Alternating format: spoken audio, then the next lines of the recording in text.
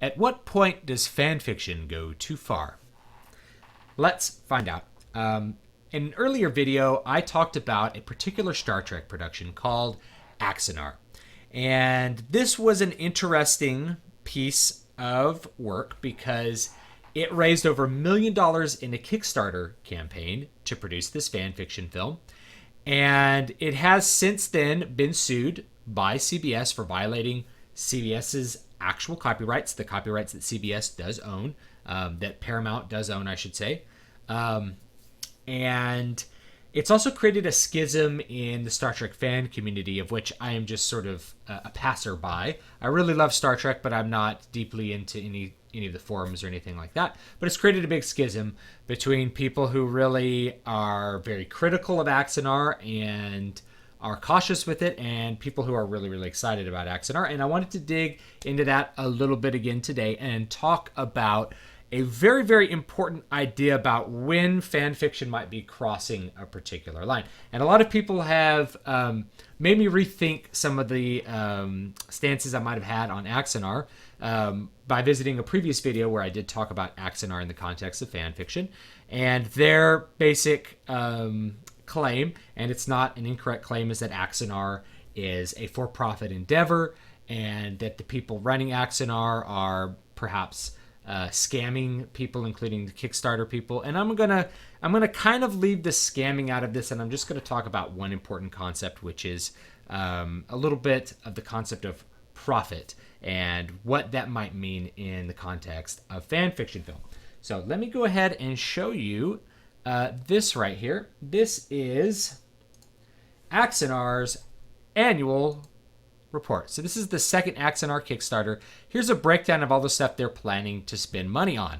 $182,000 soundstage building rental, 12 months and a deposit. $12,000 for warehouse rental. Construction department salaries. Now we have a problem. Salaries. Production team salaries and construction team salaries down here. When you have salaries listed on an expense, in a normal business, that's part of what it is. You have to pay people to work as they work for a certain number of jobs. Not everybody's an investor. And the production team salaries actually include Alec Peters. Alec Peters is the mastermind of Axanar. And apparently he has paid himself and his wife $38,000. For people who think, wow, $38,000 is a lot of money, in LA, that's not enough to do anything on. So depending on where you live, $38,000 is absolutely nothing to live on. But that's not really the point. The point is they are paying themselves money out of this Kickstarter because they are, spending all of their time on it. They're spending full time on it. One of the things that they keep promoting when talking about Axanar is that it is a high quality, and there is this narrative that the high quality of the production is what's spurring the lawsuit. That what's creating the lawsuit is Paramount doesn't want a really high quality fan fiction film out there that might compete with their movie. And I kind of said before, I'm like, whether Axanar is successful or not, I really don't think that'll take away from the main product. The main product is going to be of a higher quality because it's a AAA budget. That's just how it will work. It'll be higher production quality in general. That doesn't mean it will be higher story quality. I'll leave that for when and if I review the new Star Trek movie. But the line that's crossed there is salaries, because in a lot of people's mind, paying yourself a salary means a profit. And I wanted to sort of dissect all of our concepts of profit with this particular endeavor. So in one instance, getting a salary is profit, right? You are getting paid. It's profit to you as a person.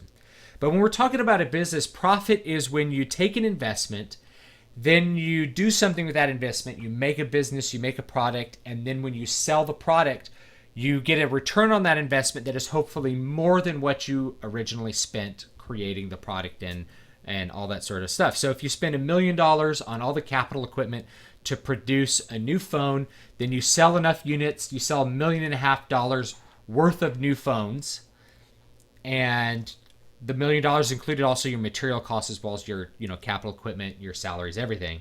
then you've made a $500,000 profit. That's the way we think of investment profit. And that's actually the way most movies work. Most of the time you look at a movie, it has a big budget, has a $100 million, $200 million budget.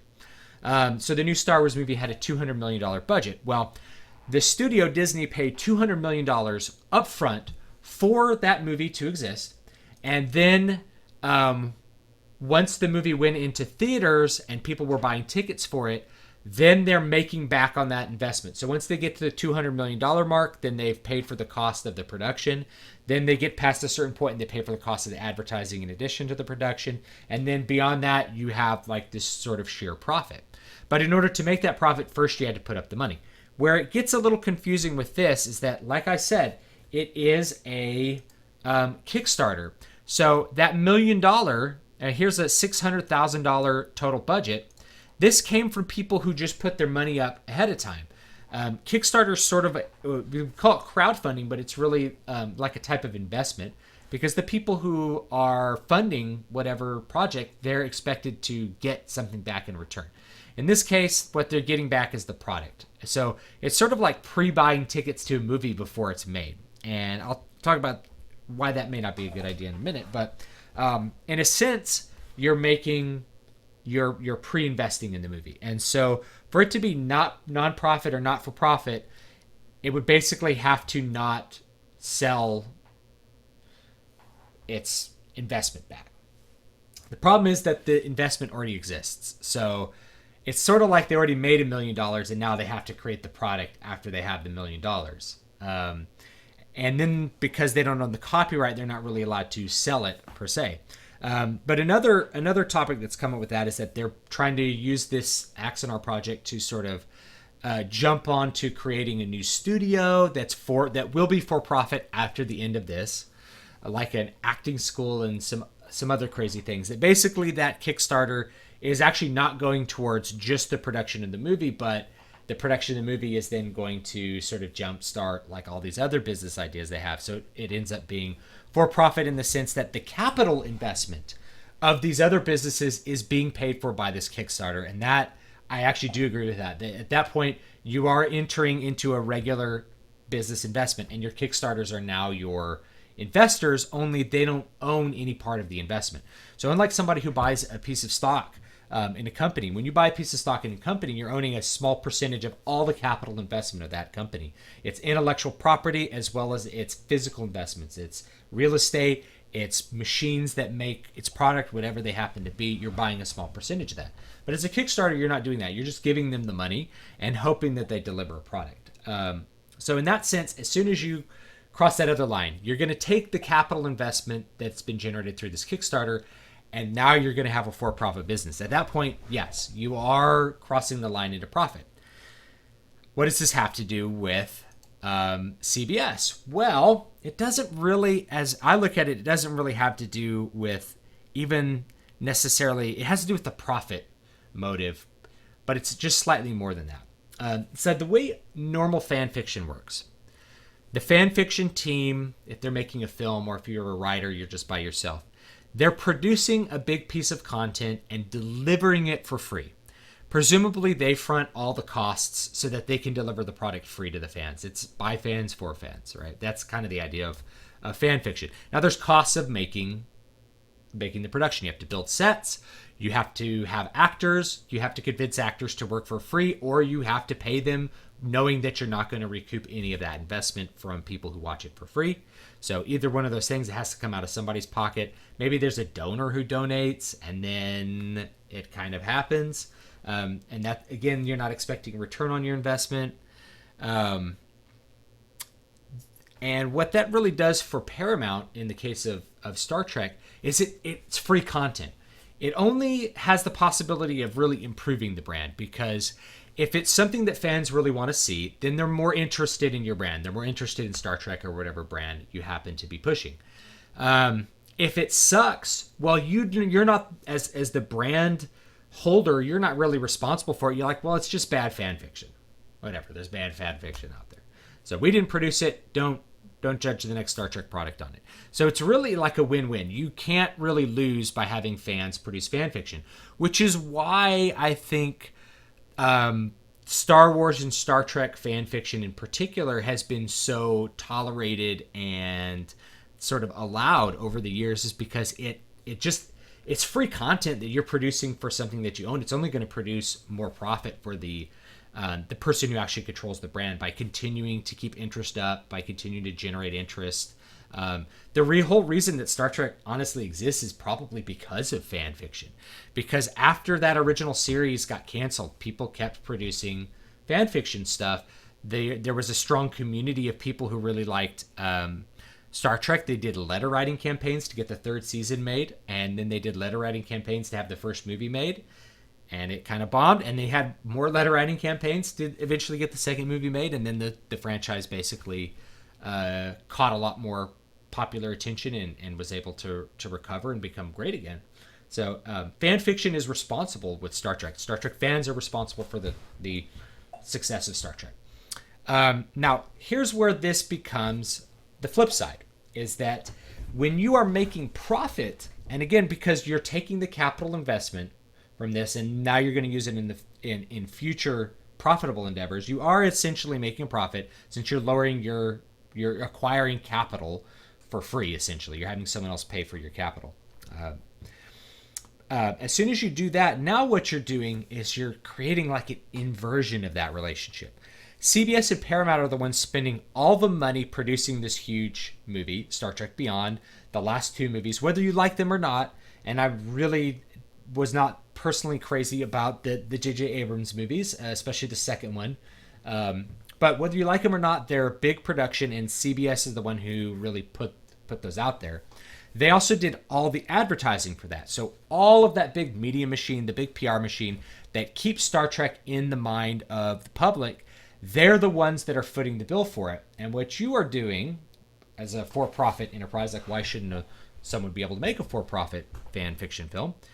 What you're doing is you're now essentially leeching off of that investment. They've invested in growing this brand. That's why we have this thing called trademarks, is that somebody's investing in brand recognition. And because they are investing in brand recognition, and you are creating something with that brand, you're essentially benefiting from their investment without paying them for it. You're kind of leeching off their investment. So then it becomes an inverse. Like fan fiction isn't leeching so much as it's contributing, because it's not costing, it's producing free content, it's not costing the original person anything, and they're not getting anything in return other than the joy of producing this piece of fan fiction. But as soon as you're becoming a profitable enterprise, I could see why Paramount would be like, wait a minute, now you are essentially taking money from us. We should be the ones producing content because we're the ones investing in this huge PR machine to make sure people are aware of our brand. We should be the one controlling that content and making that money. You shouldn't be able to just make money off of something that we invested in. And I think that that's a very, very valid position. Now, I mentioned about $1 million worth of $1 million worth of Kickstarter stuff. A big part of this process was to create our own studio. So that's going to be part of this. But why would you pay money for someone when they don't have a product delivered to you? You would never do this normally. Kickstarters, especially for something like this, are not necessarily a great idea. And once you pay for something in Kickstarter, you know that like your money's gone. Some people think Axanar is a scam. But in general, you are sort of shortchanging the regular business cycle, the regular business relationship of a person invests ahead of time to deliver a product to you that's fully formed. When you get it, then you pay for it. Kickstarter, it's you're giving the money hoping they'll produce a product that you might like.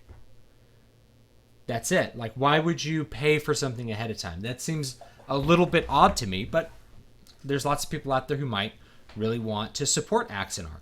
The big problem to me with that is that why it might feel like a scam to a lot of people is that they keep saying they want to build another studio. They want it to be really professional.